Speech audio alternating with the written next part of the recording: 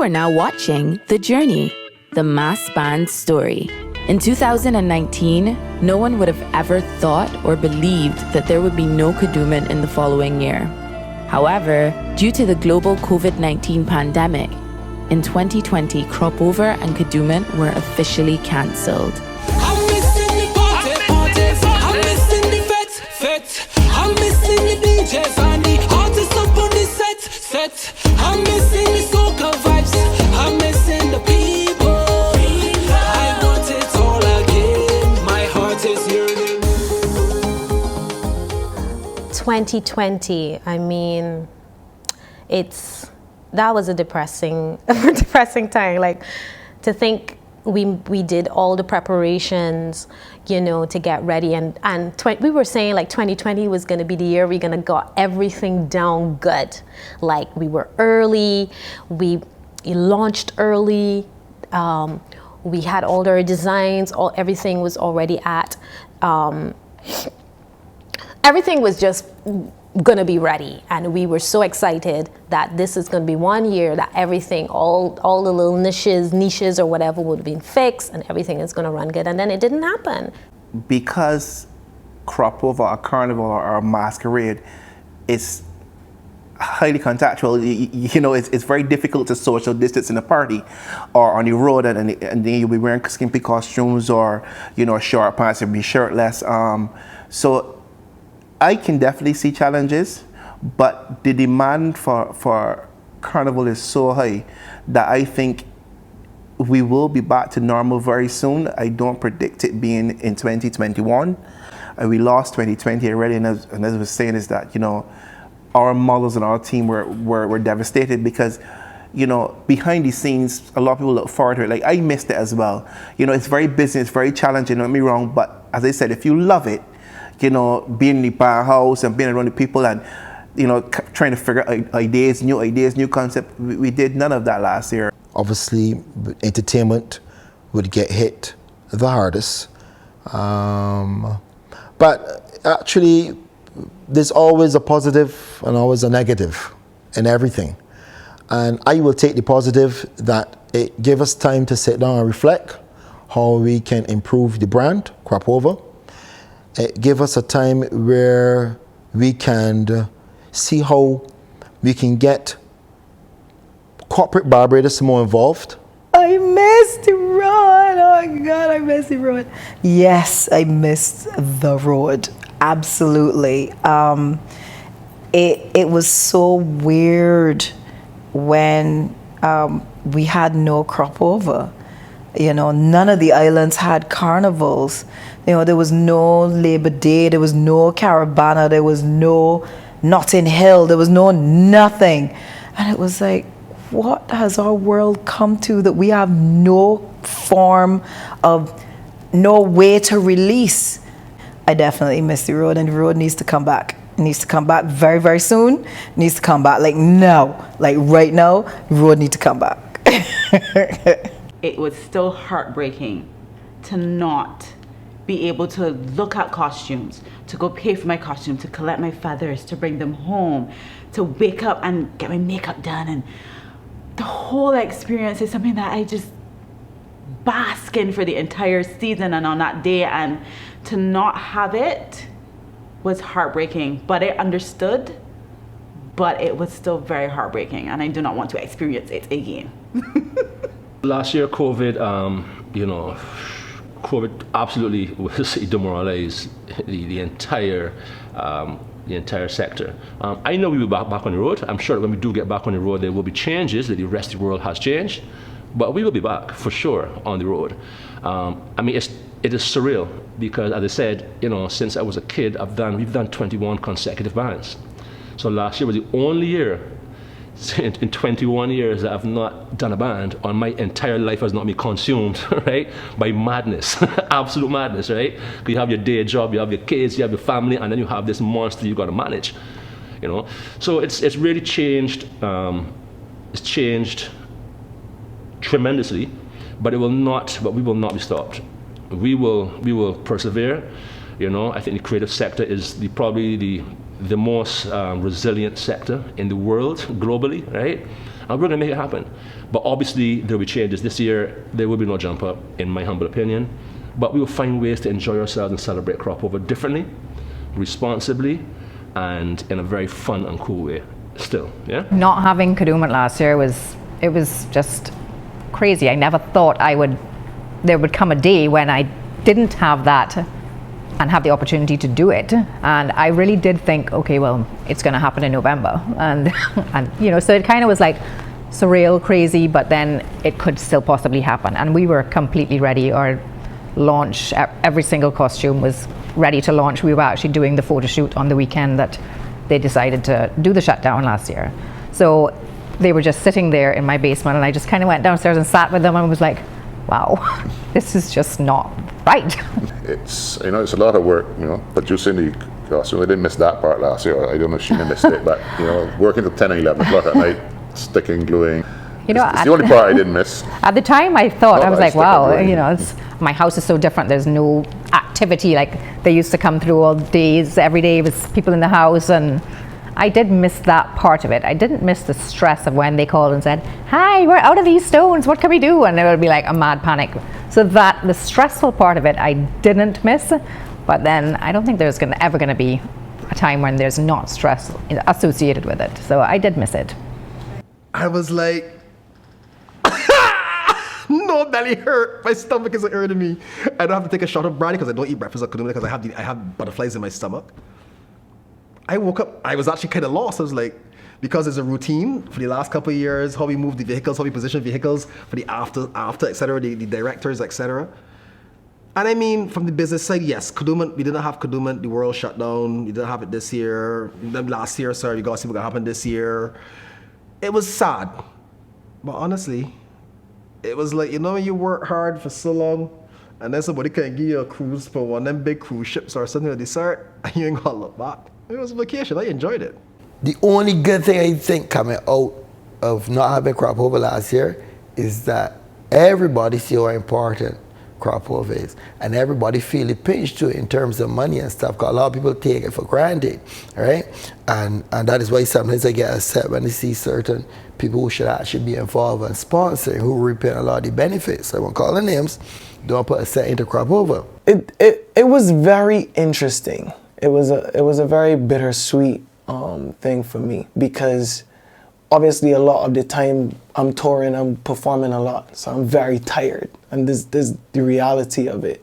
I'm exhausted. So was I thankful for the rest? Maybe yes.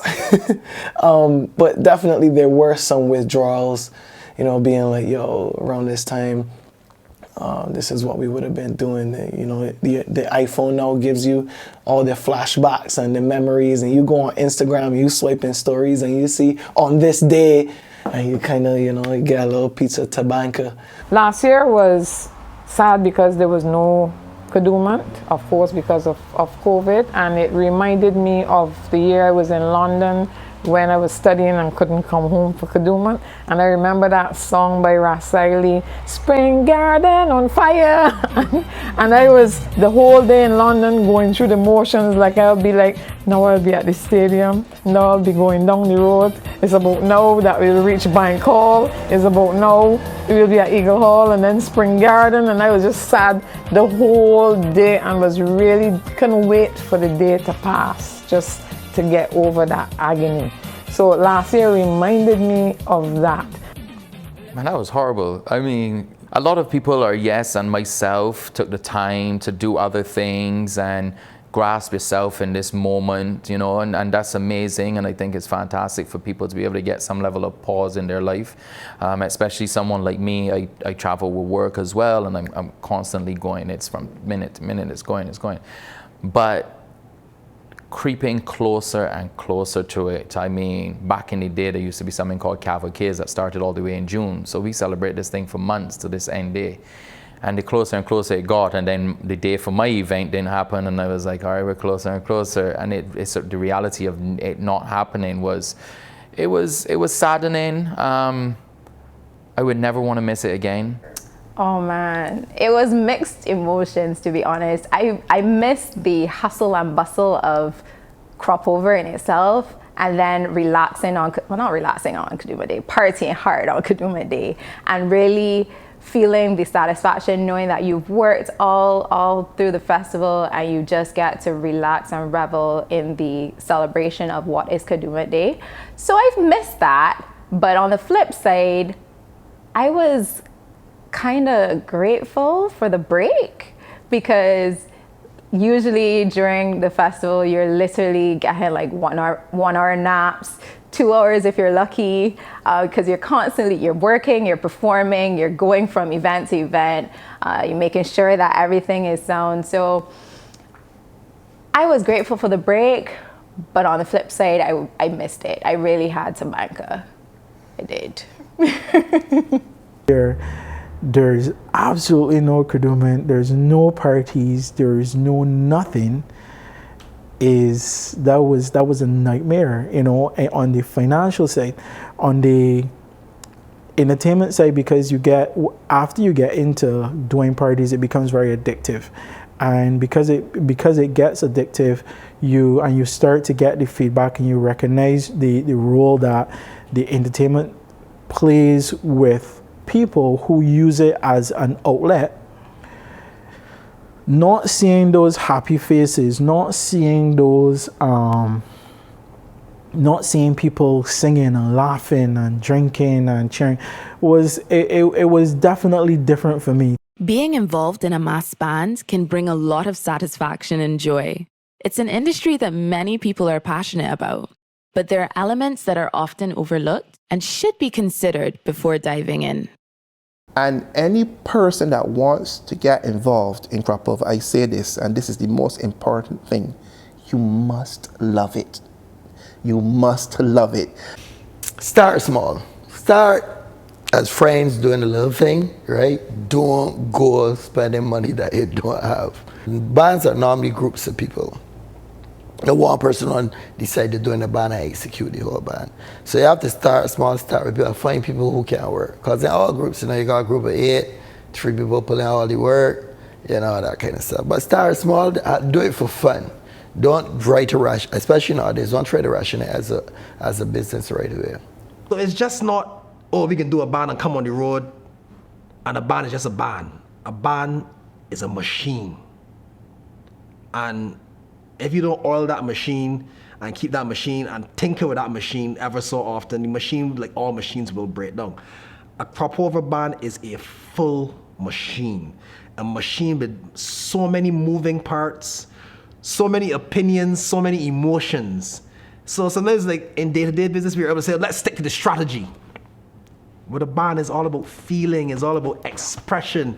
You can't tell the artist no, you can't tell the designer no. So this is what the designer said, look, Corey, this design, the only way this design can come to life is if it carries these 20 particular feathers. No, I can find 15 more. No, the designer said, no, you are killing my creation.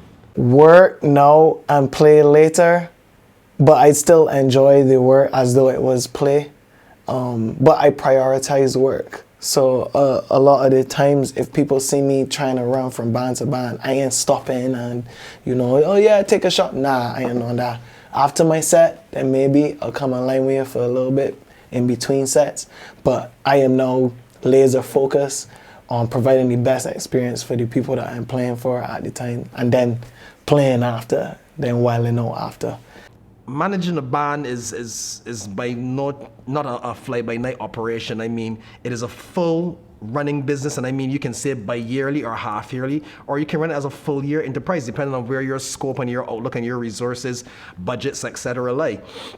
But what BH has been able to do is perfect a model, as I said, where every person has a unique responsibility. You're able to procure that responsibility, procure that experience, whether it's from a food and beverage or from a theme. But then when we come together, then the load doesn't necessarily rest on one person. And by not resting the load or the decision making or the feedback in one person's eyes, we've always been able to keep that embodiment of community and an open perspective present, because we've always tried to think for the consumer, try to think how Jane down the road would like, but how Betty in New York would also react, and try to at least have that middle ground. You can't ever please every single customer. If you want to do a band primarily for financial gains, don't do it. Paying attention to trends, not taking ourselves too seriously, and just having the guts to go out there, man, because it does take guts to get in this thing, because you're on a global platform at the end of the day. And we're just blessed to still be here, man. After 21 bands, we are so blessed to still be in the business. Because the industry has now become where everybody assumes that, you know, because you're doing well by throwing a party or a boat ride or whatever, that you can automatically transition into this space, you know, that's far from the truth. You're gonna definitely need some grit. You are definitely gonna need a strong support system, and you are gonna have to be comfortable with public criticism. From inception to execution, the entire process is a labor of love. Emphasis on labor. And when the excitement comes to an end and many are left with sore and aching muscles, after a day of journeying in blissful revelry, every single person involved is already anticipating the next year of fun. It's a feeling that no one can completely express in words. It's just something that you have to experience for yourself. Standing on top of embankment and watching 700 something people go down the road to a product you created with smiles on their faces, waving rags in the air, literally free and happy. To me, that is where the victory came for me. That is where the real enjoyment comes. I just love it. I mean, the pride and the joy of seeing your creations go through the stadium and people at the end of it having a fantastic day, that is just, every year I'm like in awe that it actually has happened, and it's just great.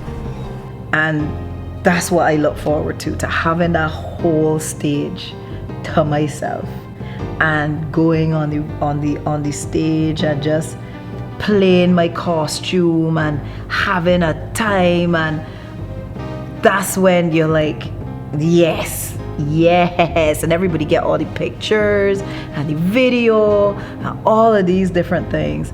And then once you're off the stage, you're like, okay, my day has started. I'm ready for the road, because I just do my little thing there. That was my warm up, and now we gonna meet the truck outside, get in position, and we're ready to go down the road. I remember one year, you know, we actually, I think, cried on the road around halfway down, because it was working, but we had managed to get past whatever, and it was all the stress just like it left your body, and it's like you almost broke down, and then you felt so good. And then there's nothing better than when people come and tell you, oh, this is the best day of my life. Going down the road, dancing, singing, being out with my friends, singing at the top of my lungs, like, I'm just like, it's Kadooment Day. And we're going down there, I am like a child in a candy store. Just the entire way down, I know like there's certain places where I stop and I show my friends and stuff, but it's literally just joy inside of me the entire day. I would explain Kadooment as the excitement and the pleasure, and it's about the music, the song, the colors, the food, the feeling of being festive. And I think once that gets to you, you never get it out of your blood. We gon' jump to the